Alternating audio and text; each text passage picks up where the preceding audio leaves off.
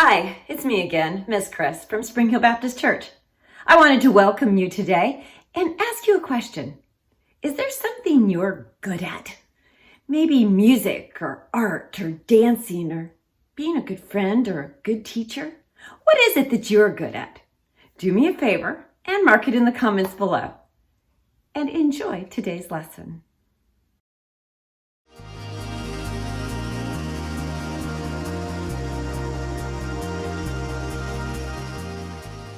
And finally, the gummy fish. That's individuality for you. Individuality is discovering who you're meant to be so you can make a difference. Here's one thing I've discovered about myself. I have a very special gift. I'm kind of an expert at finding the perfect candy combinations. For instance, everyone knows that chocolate and peanut butter goes well together. But did you know that sour worms and cherry starburst together will make your head spin? But my most favorite combination is the one I'm working on right now. I start with sour candy. Oh, I love it so much. But too much sour can be a bad thing. So, to balance it out, chocolate covered raisins. They take some of the punch out of the sour. And plus, they used to be grapes, so healthy. Then, the gummy fish. Of course, these are key because they stick to your teeth, so you know you'll be tasting them for at least another hour.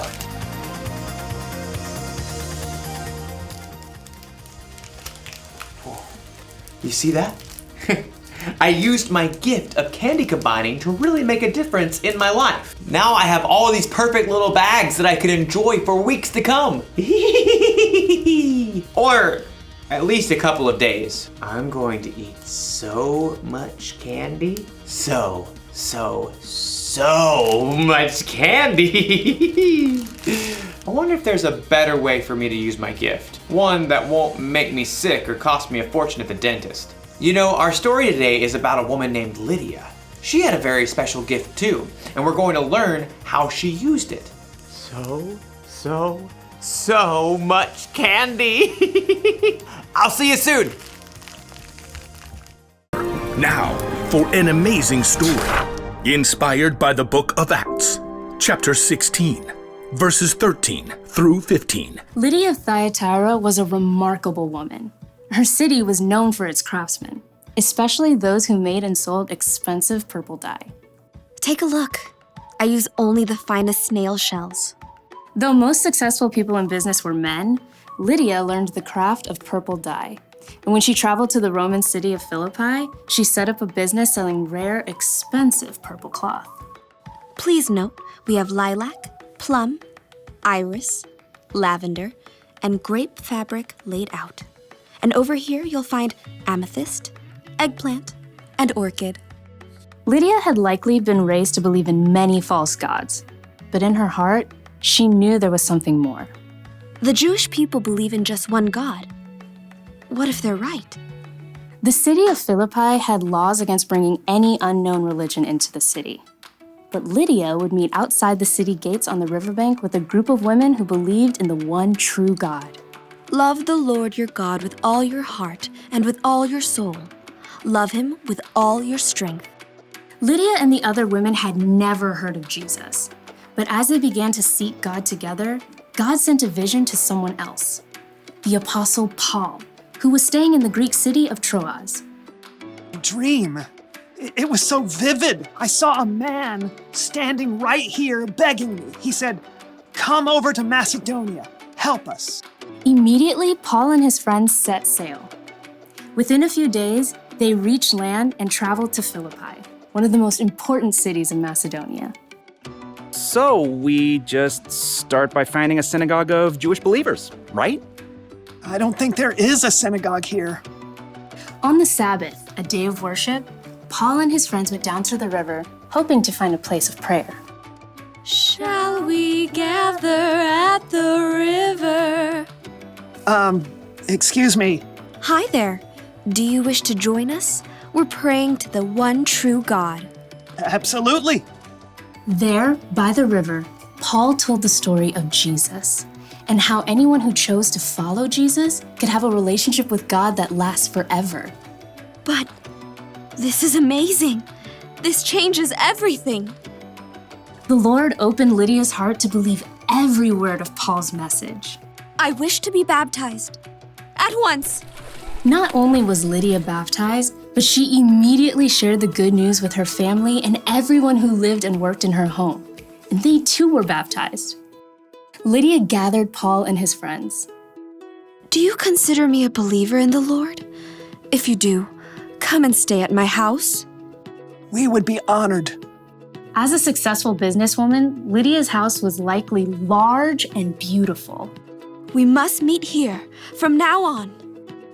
Lydia did not hesitate to give everything she had to the believers in the brand new church. And when Paul and Silas were later thrown in prison and then released, they immediately returned to Lydia's home to rest and prepare before they left the city. You must be brave. Of course we will. Don't forget to write. Later, Paul did write a letter to Lydia and others in the church of Philippi, and he remembered his time spent in Lydia's home and the church there with great joy. I thank my God every time I remember you.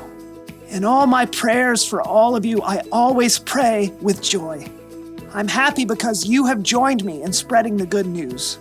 God began a good work in you, and I am sure that he will carry it on until it is completed. In everything she did, Lydia continued to use her gifts to help others.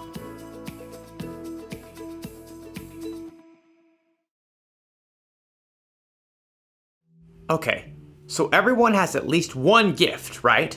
Something they can do really well. And it doesn't have to be something flashy, like being an amazing singer. O sole mio. You could be good at baking, swimming, finding things that are lost, talking very, very, very, very fast, making people laugh, identifying different species of birds. It's a blue-throated macaw. Lydia's gift was that she was good at business. She knew how to make money by selling things that people wanted. She sold purple cloth. I wonder if she sold a coat like this. Probably not. Whether you know it or not, you have a gift. You may even have more than one. But what your gifts are isn't as important as how you use them. Lydia used the money she made in her business to provide a place to stay for the Apostle Paul and his friends. She used her gifts to help others. And Jesus was constantly teaching people, healing people, and loving people. He used his gifts to help others too. That's what we should do. When we're good at something, we shouldn't just use it to help ourselves or to make ourselves look good. God gave us our gifts, and we should share them with other people. That's the one thing to remember today. Use your gifts to help others. So I think I'm gonna share these bags of candy instead of keeping them all to myself. And not only that, I bet I can use my gift to help other people find their favorite candy combinations. I could go into business like Lydia. Whew. This idea is making my head spin. I'll see you next time. Now, what candy goes well with Chick-a-Sticks?